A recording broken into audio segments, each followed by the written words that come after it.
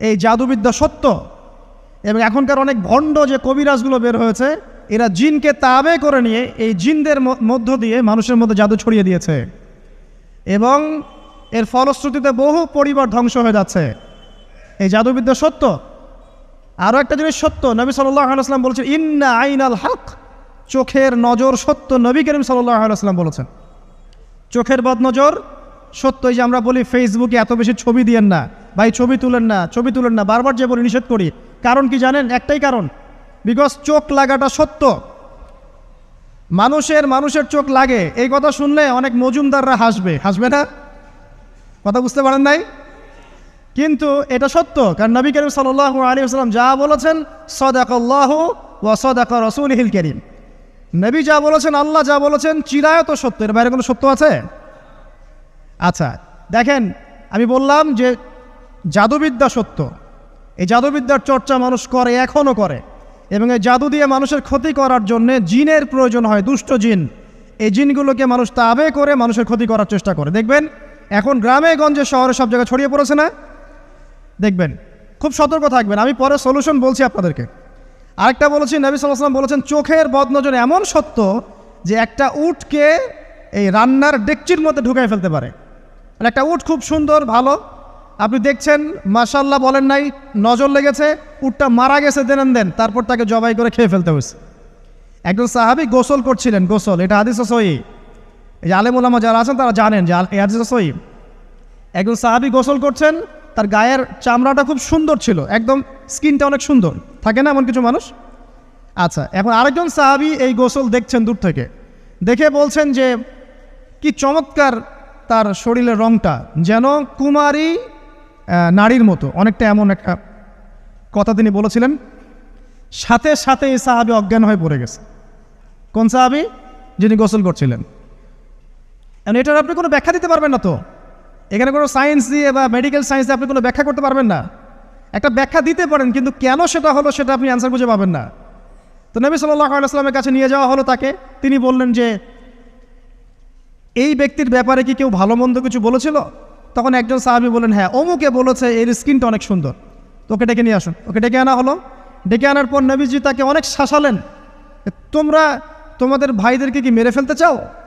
তখন এই সাহাবী তো অবাক, আমি আবার কখন মারতে চাইলাম ইয়া রাসূলুল্লাহ? আমি তো মারতে চাই নাই, আমি তো খালি বলেছি যে তার গায়ের রংটা অনেক সুন্দর। তখন তিনি বললেন কেন তুমি সুবহানাল্লাহ বললে না, কেন তুমি মাশাআল্লাহ বললে না? যখন মাশাআল্লাহ বলবেন, সুবহানাল্লাহ বলবেন, নজরটা লাগবে না। আর যখন আপনি মাশাআল্লাহ বলবেন না, সুবহানাল্লাহ বলবেন না, দেখবেন নজর লেগে গেছে। আপনি বিশ্বাস করেন ব্যবসা খুব ভালো চলছে, মানুষ বলল যে বাহ তোর তো ব্যবসা হেভি, লালে লাল শাহজালাল, ঠিক আছে, দেখবেন আপনার কেনা বেচা বন্ধ হয়ে গেছে। এরকম হবে, আমার কথাটা বিশ্বাস করেন। এটা কিন্তু সায়েন্স প্রমাণ করতে পারবেন না, আল্লাহ এবং তার রাসূল বলেছেন, তার উপরে কোনো সত্য নেই। আছে সূরা কাহফ 29 নম্বর আয়াত পড়ে দেখেন, আল্লাহ পাক বলছেন ওয়াকুলিল হাক্কু মির রাব্বিকুম, সত্য সেটাই যা তোমার রবের পক্ষ থেকে আসে। ফামান শাআ ফালইউমিন, যার ইচ্ছা হয় বিশ্বাস করুক, ওয়ামান শাআ ফালইয়াকফুর, যার ইচ্ছা হয় সে অস্বীকার করুক। এই কারণে আমরা বলি ফেসবুকে এত বেশি ছবি দেওয়া, এই আই ওয়াশ করা, এই যে শোডাউন করা, হ্যাঁ ইসলামের কিছু কাজ করলেন একদম মানুষকে না দেখাইতে পারলে ঘুম হচ্ছে না, এগুলো বন্ধ করেন, এগুলো বন্ধ করে দেন আল্লাহর ওয়াস্তে। অফলাইনে কাজ করেন, নিজেকে গোপন করার চেষ্টা করেন। যত বেশি মানুষের কাছে নিজেকে এক্সপোজ করবেন, কাজের বরকত কমে যাবে, কাজের বরকত কমে যাবে, চোখ লাগবে, নজর লাগবে। এবং চোখ লাগা বদ নজরে বহু আলেম আস্তে আস্তে মাঠ থেকে মাইনাস হয়ে গেছে না? যায় নাই? এখন কি আলেমদের সংখ্যা বেশি না কম? যত দিন যাবে আলেমের সংখ্যা আরও কমে যাবে। নবীজি বলেছেন আলেমদের সংখ্যা কমতে থাকবে, মানুষ জাহেলদেরকে আলেম বানিয়ে নেবে। তো প্রিয় ভাইরা, জাদুবিদ্যা সত্য, চোখের বদনজর সত্য, রাতের এই অনিষ্টগুলো সত্য, রাতের বেলা অনেক ক্ষতি আছে। এই জন্য নবীজি বলছেন বাচ্চাদেরকে বাইরে বের করো না, এবং তোমরাও রাত যখন গভীর হবে তখন এদিক ওদিক ঘোরাফেরা করো না। দেখবেন রাত যত গভীর হয় আমাদের শহরগুলো তত জীবিত হয়, তাই না? তাই না? রাত যত গভীর হচ্ছে শহর তত জীবিত হয়। চায়ের দোকানে আড্ডা বেশি, ওই সিনেমা দেখছে, টিভি দেখছে, ক্যারাম খেলছে, লুডো খেলছে, ঘুম নাই। ঘুম কখন? ফজরের আগে আগে। ফজরের নামাজ কিন্তু নাই, ফজরের ঠিক আগে আগে, আবার ওই যে জোহরের নামাজের সঙ্গে উঠতেছে। এখন আমাকে বলেন এরকম জেনারেশনকে দিয়ে কি আসলে ইসলামের কোনো খেদমত হবে? আচ্ছা, নবীজি রাতের বেলা আর্লি ঘুমাতেন, আল্লাহ পাক আমাদের সবাইকে তাড়াতাড়ি ঘুমানোর তৌফিক দান করুন। হ্যাঁ, আপনি ইলিম চর্চা করলে রাত জেগে থাকতে পারেন, আপনি যদি জ্ঞান চর্চা করেন রাত জাগতে পারেন, আপনি কোনো গবেষণা করছেন, নামাজ পড়ছেন বা কোরআন হিফজ করছেন, আপনি রাতের আর্লি উঠবেন, এটা আলাদা বিষয়। কিন্তু কমনভাবে আমাদের এই যে ফেসবুক, ইউটিউবিং ইত্যাদিতে আমরা লিপ্ত থাকি, সারা রাতটা কাটাই আড্ডাবাজি করে, এগুলো বন্ধ করতে হবে। এগুলো বন্ধ না করলে ফিজিক্যালি আমরা মানে সুস্বাস্থ্যের অধিকারী হতে পারবো না, সারা দিনটা আমাদের একটা কি বলবো অলসতার ভাবে যাবে এবং দিনের বেলা কাজগুলো ব্যাহত হবে। এতে করে আমাদের উম্মার এই পুরো বড় যে তরুণ প্রজন্ম আছে এদেরকে আপনি সম্পদে পরিণত করতে পারবেন না। তাই এই সিস্টেমটা চেঞ্জ করা দরকার। নবীজি রাতের বেলা এই সূরা বাকারার শেষে 3টা আয়াত তেলাওয়াত করতেন, আমরা করবো ইনশাআল্লাহ। ইনশাআল্লাহ। আরেকটা আমল বলে দেই, নবী করিম সাল্লাল্লাহু আলাইহি ওয়াসাল্লাম রাতের বেলা সূরা মুলক তেলাওয়াত করতেন। কোন সূরা এটা? কোন সূরা? তাবারাকাল্লাযী বিয়াদিহিল মুলক। কয়টা আয়াত আছে? 30টা আয়াত আছে। নবীজি বলেছেন সাল্লাল্লাহু আলাইহি ওয়াসাল্লাম যে এই সূরা আপনাকে কবরের আযাব থেকে বাঁচাবে ইনশাআল্লাহ। কবরের আযাব থেকে তো ভাই বাঁচা খুব সহজ নাকি? আমাদের মধ্যে এমন কেউ নাই, শোনেন, আমাদের মধ্যে এমন কেউ নাই আলেম জালেম মুফতি মুহাদ্দিস রাজনৈতিক নেতা পলিটিশিয়ান বিরোধী দল জাতি তারপরে যে সরকার দল যে আছে না কেন কবরের শাস্তি ফেস করবেন এমন একটা মানুষ নাই, কেউ নাই পৃথিবীতে। এই যে আপনি দেখছেন ওই যে কি ইসরায়েলের প্রধানমন্ত্রী, ওই রাশিয়ার প্রধানমন্ত্রী, ওই চায়নার সভ্যতা, পশ্চিমা সভ্যতা, এমন কেউ নাই পৃথিবীতে এখন যাকে কবরের শাস্তি ভোগ করতে হবে না। আছে? সবচেয়ে লঘু শাস্তি মানে লঘু চাপ, এটা বলতে গেলে আসলে আমি ভাষা হারায় ফেলি, তারপরে বলছি আল্লাহ পাক আমাদের সবাইকে হেফাজত করুন, আমিন। একজন সাহাবীর নাম সাদ বিন মুয়াজ। কি নাম?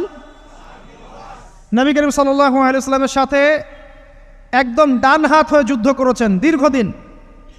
বদর তিনি বীর সেনা, উহুদের বীর সেনা, ঠিক আছে, খন্দকের যুদ্ধেও বীর বিক্রমে যুদ্ধ করেছেন। তিনি আনসার সাহাবী, একদম মদিনার নেতা সাহাবী। সব সাহাবী কিন্তু একরকম নন, কেউ ছিলেন নেতৃস্থানীয় সাহাবী, তিনি ছিলেন একজন নেতৃস্থানীয় সাহাবী, ঠিক আছে, সাদ বিন মুয়াজ। নবী করিম সাল্লাল্লাহু আলাইহি ওয়াসাল্লাম এত ভালোবাসতেন তাকে, এত ভালোবাসতেন যে তাকে নিজের মনে করতেন যে সাদ বিন মুয়াজ আনসাররা আমার নিজের। 4টাখানি কথা। এই সাহাবীর খন্দকের যুদ্ধে এই যে হাতের এই দিকে সম্ভবত হাতের এই রগের মধ্যে একটা তীর এসে লাগে এখানে, এবং তীরটা তিনি বের করতে গিয়ে রক্তটা ছিঁড়ে যায়। এরপর ফিনকি দিয়ে রক্ত বের হওয়া শুরু হয়। চিকিৎসা করে করে রক্ত বন্ধ করা যায় নাই, এবং এই রক্তের প্রবাহিত রক্তেই আল্লাহর ইচ্ছায় তিনি শাহাদাত বরণ করেন, তিনি ইন্তেকাল করেন। নবী করিম সাল্লাল্লাহু আলাইহি ওয়াসাল্লাম প্রচণ্ড ব্যথিত হন, মানে মনটা তার খুব নরম হয়ে যায় সাদ বিন মুয়াজ রাদিয়াল্লাহু আনহুর জন্য।